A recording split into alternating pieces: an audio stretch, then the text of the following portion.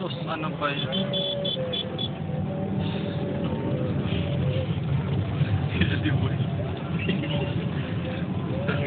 Matay. Masyadong na.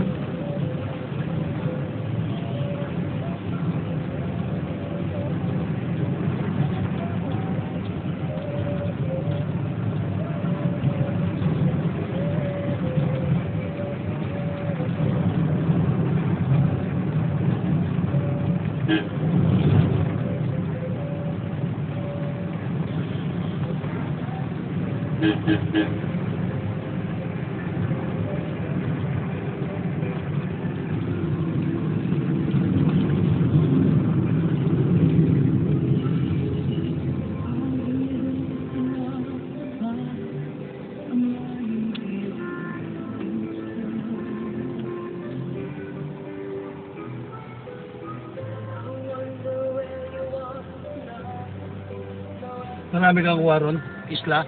Ha? Ang dami. Mga bata? Mga ano? 20 plus yata. Ang dami.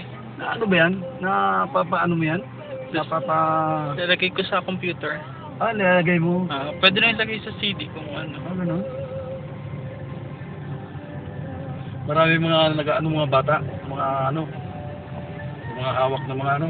Na, Pulo yun eh. Diba? oo nga. Pero ang ganda, parang ano. Parang... Yung parang ano, pag maglalakbay ka, magsasakay ka ng bangka, papunta ibang isla. Oo. Parang yun yung pinaka-jeep nila. Yun talaga ano ron. Pupunta ka ng Kabayanan, sasakay ka ng bangga. Oo. Paano yan kung bagyo? Ayun nga lang. Ayun ang mahirap dun eh.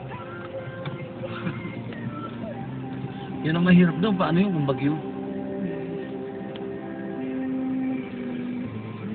Nag-tour ba kayo sa bangka, mga ano, si ganyan? Hindi. Punta lang kami doon sa teritoryo. Kung saan kami babahay-bahay. Ano ang ano no? Bahay-bahay, mga ano? Walang mga malalaking bahay. Ano lang? May mga ganda nga yung bahay eh. May mga ganda ba? Ang gaganda nga eh. Parang hindi nga Parang hindi isla? Oo. No? Ano yun eh, kung bumagyo yun doon, ba't hindi ba nakakatakot doon? Kita ng dagat yun? Hindi naman. Kasi Malaki ang ba? taas eh. Malaki?